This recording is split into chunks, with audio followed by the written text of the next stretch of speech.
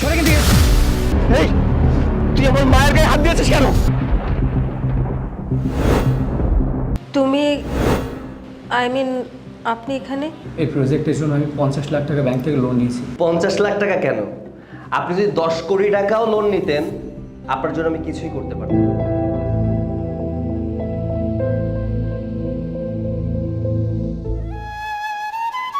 বাজান কটা ভিক্ষা দিবেন?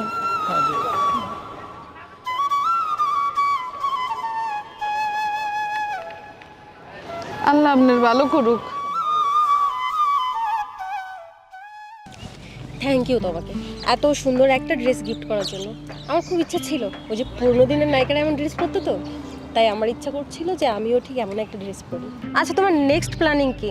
মানে তুমি অফিস কোথায় নেবে? এই তো প্ল্যান করেছি সামনের মাসেই নিব, মিরপুর 11 আর কি। দেখি কি করা যায়, কারণ বিজনেস না করলে তো হবে না। ভালোই হয়েছে, আমার বাসার কাছে। বাবাজি কটা ভিক্ষা দিবা?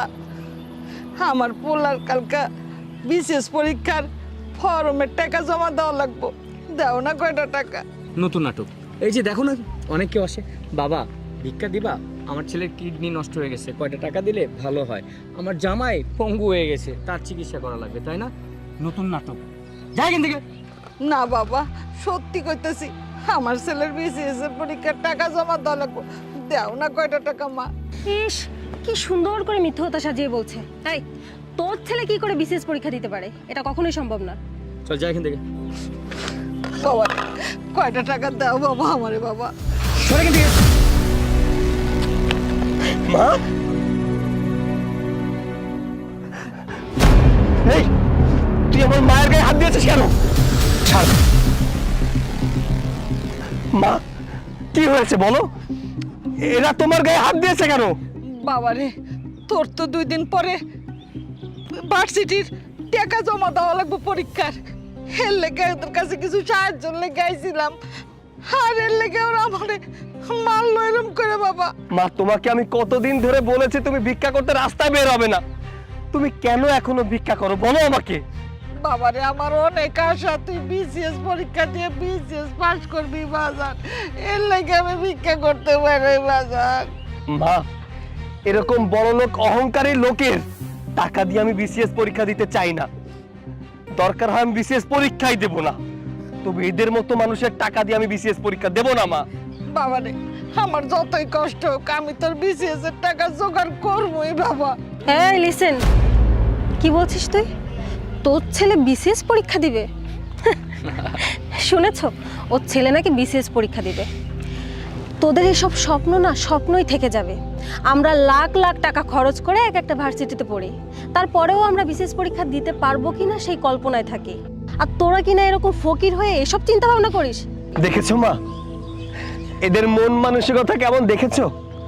আমাদের মতো গরিবদের যদি এনাদের মতো বড় লোকটা একটু সাহায্য করতো তাহলে গরিবের ছেলেরা অনেক বড় হতে পারতো, কিন্তু এনাদের ভেতরে অহংকারে ভরা, তাই এনারা কখনো গরিবদের সাহায্য করে না।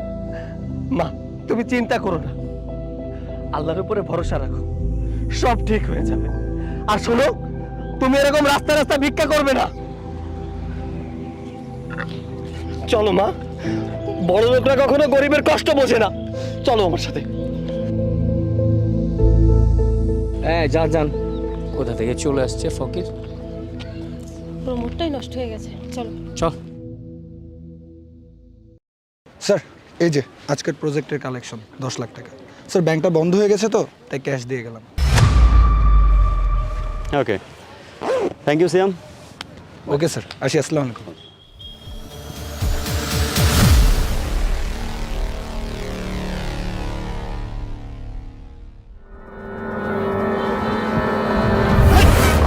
একদম চুপ, একদম করবে না।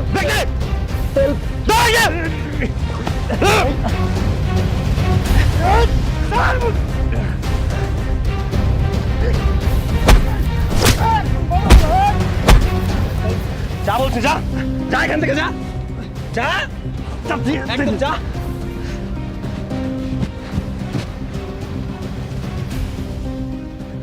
বাবা তোমাকে অসংখ্য ধন্যবাদ, তুমি আমার অনেক বড় উপকার করেছো। যাক আপনি ঠিক আছেন, এটা শুনেই ভালো লাগছে। আমি আসি, হ্যাঁ? বাবা দাঁড়াও। বাবা, তুমি যে আমার কত বড় উপকার করেছো, টাকাটা আসলে মূল বিষয় না। একটা অঘটন যদি ঘটে যেত। এই ব্যাগে 10 লক্ষ টাকা আছে। বাবা, আমি তোমাকে কিছু টাকা দিই। না না আঙ্কেল, আমার টাকার কোনো প্রয়োজন নেই। আপনি যে সুস্থ আছেন এটাই অনেক কিছু। আপনার টাকা আপনি রেখে দিন, হয়তো আপনার খুব প্রয়োজনীয় টাকা। আমি আসি, ভালো থাকবেন। দাঁড়াও, তুমি কি করো বাবা? আঙ্কেল, আমি বিসিএস পরীক্ষা দিব এবার। বাহ বাহ, ভেরি গুড। হ্যাঁ, মা বাবা আছেন তো? পরিবারে আমি আর আমার মা ছাড়া আর কেউ নেই। বাবা গত 4 বছর আগে মারা গেছেন। So sad. তাহলে সংসার, তোমার লেখাপড়া এসব কিভাবে চলছে? দুঃখের কথা কি বলবো আঙ্কেল, আমার মাই আমাদের সংসার চালায়, কিন্তু রাস্তায় রাস্তায় ভিক্ষা করে। আমার মাকে আমি কতবার বলেছি, মা তুমি এই বয়সে ভিক্ষা করো না। আমার মা আমার কোনো কথা শোনে না। আমার মা বলে যে আমি ভিক্ষা করে হলেও আমার ছেলেকে বিসিএস ক্যাডার বানাবো।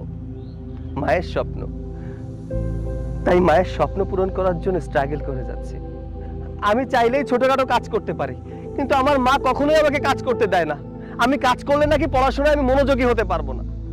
বলেন তো আঙ্কেল, আমার মাকে এই বয়সে ভিক্ষা করতে দেখতে আমার কেমন লাগে? তোমার মতো রত্ন যে মায়ের গর্ভে হয়েছে, সে মা না যেন কত মহৎ। আচ্ছা বাবা শোনো,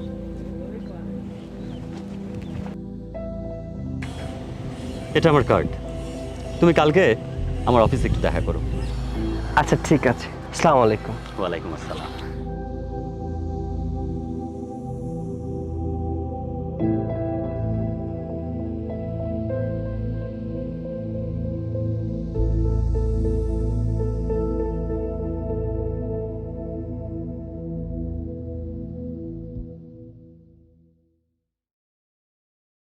মে আই কাম ইন স্যার?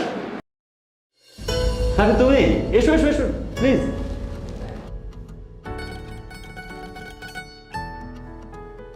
বসো। ফাইনালি চলে এলে। তোর নাম কি? স্যার আমার নাম সৈকত। সৈকত। তোমাকে কেন ডেকেছি জানো? না স্যার। আসলে আমি দীর্ঘদিন ধরে তোমার মতোই একজন সৎ যোগ্য মানুষ খুঁজছিলাম। তোমার সততা আমাকে মুগ্ধ করেছে। তবে কিছু বলার আগে আমি আমার জীবনের কাহিনী কিছুটা তোমাকে বলতে চাই। জীবনের শুরুতেই আমার একজনের সাথে প্রেম হয়, তাকে বিয়েও করি, কিন্তু অর্থের পিছনে এত ছুটি স্ত্রীকে সময় দিতে পারিনি, এবং বিয়ের 3 বছরের মাথায় দুরারোগ্য ব্যাধিতে আমার স্ত্রী মারা যায়। তাকে আমি খুব ভালোবাসতাম জানো, যে কারণে জীবনে আর বিয়ে করিনি। এরপরে শুধু ব্যবসা ব্যবসা ব্যবসা, টাকা টাকা টাকা, টাকাই করেছি, বিশ্বস্ত মানুষকে পাইনি। গতকালকে তোমার সাথে দেখা হওয়ার পর থেকে আমি ভাবছিলাম যে তোমার মতো মানুষই আমার দরকার। আমার বাংলাদেশে বেশ কয়েকটা প্রজেক্ট চলছে, পাশাপাশি লন্ডনেও আমার বেশ কয়েকটা প্রজেক্ট রয়েছে। বয়স হয়েছে, শরীরও আগের মতো সাপোর্ট করে না। একই সাথে বাংলাদেশ এবং লন্ডন আমার দ্বারা হয়ে উঠছে না। আমি চাচ্ছি আমার বাংলাদেশের সবগুলো প্রজেক্টের দায়িত্ব তোমাকে দিতে। স্যার এত বড় দায়িত্ব আমি কিভাবে নিব স্যার? অবশ্যই পারবে। মানুষ জন্ম নিয়ে দায়িত্ব নিতে শেখে না, দায়িত্ব পাবার পরে সেটা মেনটেন করতে শেখে। আর তাছাড়া আমি তো আছি, যে কোনো প্রয়োজনে তুমি আমার সাথে যোগাযোগ করবে। সৈকত, আমি একটা সৎ যোগ্য মানুষ খুঁজছিলাম, আর তোমার মাঝে আমি আমার সেই ইয়ং এজটা দেখতে পাচ্ছি। তুমি না করো না বাবা, তুমি যদি রাজি হও আমি উকিলকে ডেকে সব প্রসিডিওর কমপ্লিট করছি। স্যার আপনি যদি আমার সাথে থাকেন ইনশাআল্লাহ আমি দায়িত্ব নিতে পারবো। বাবা, তুমি আমাকে অনেক বড় একটা চাপ থেকে মুক্ত করলে। আর বাবা, তুমি নিজেকে কখনো ছোট ভেবো না যে আমাকে দান করেছে। তুমি কিন্তু বিসিএস পড়ছো, আর বিসিএস সবাই পড়তে পারে না।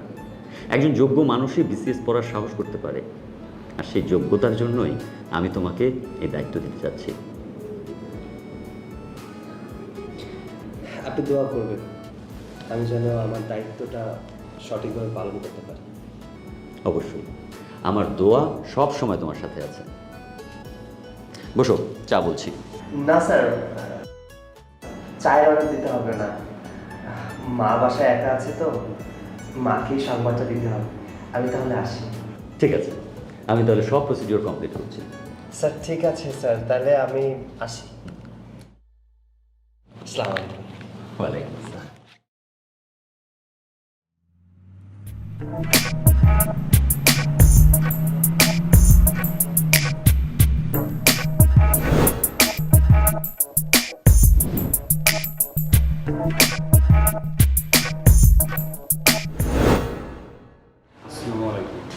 ওয়ালাইকুম আসসালাম। স্যার আপনাদের স্যারের রুমেই গিয়ে বসতে বলছে। স্যারের আসতে একটু লেট হবে তো। ওকে, যাচ্ছি।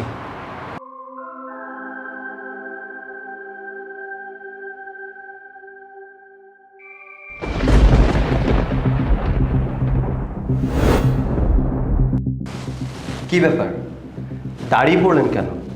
বসুন। আপনাদেরকে দেখলে অনেক চিন্তিত মনে হচ্ছে, দাঁড়িয়ে কথা বলতে পারবেন না। বসুন। তো বলুন, কি প্রয়োজনে এসেছেন? তো তুমি আপনি এখানে? আপনারা কি এখানে আমার বায়োডাটা নিতে এসেছেন নাকি আপনাদের কোনো প্রয়োজনে এসেছেন? যদি কোনো প্রয়োজনে এসে থাকেন তাহলে সেটা বলুন।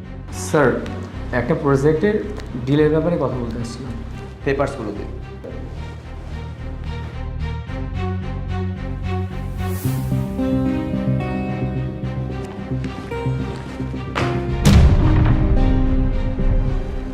আপনাদের এই প্রজেক্টের ব্যাপারে আমার এখানে অনেক আগে থেকেই কমপ্লেন ছিল। আপনাদের এই পেপার তো ইল্লিগাল পেপার। ইল্লিগাল পেপারে আমি সাইন করতে পারবো না। স্যার প্লিজ, এই প্রজেক্টটা ক্যান্সেল করবেন না। এই প্রজেক্টের জন্য আমি 50 লাখ টাকা ব্যাংক থেকে লোন নিয়েছি। যদি আপনি প্রজেক্টটা ক্যান্সেল করেন তাহলে স্যার আমাদেরকে পথে চলে আসতে হবে। 50 লাখ টাকা কেন? আপনি যদি 10 কোটি টাকাও লোন নিতেন আপনার জন্য আমি কিছুই করতে পারতাম না। কারণ আমার এই কোম্পানি অনেক কষ্ট করে দাঁড় করিয়েছি। আপনারা যে পেপারস নিয়ে এসেছেন, এই পেপারসে দেখা যাচ্ছে অনেক গরিবের অনেক বস্তি উচ্ছেদ করা, সেখানে আপনারা বিল্ডিং করতে যাচ্ছেন। বাট আমার এই কোম্পানি থেকে আপনাদের কোনো হেল্প করতে পারবে না। আচ্ছা, আপনার কি মনে আছে আমার মা ভিক্ষা করতেন?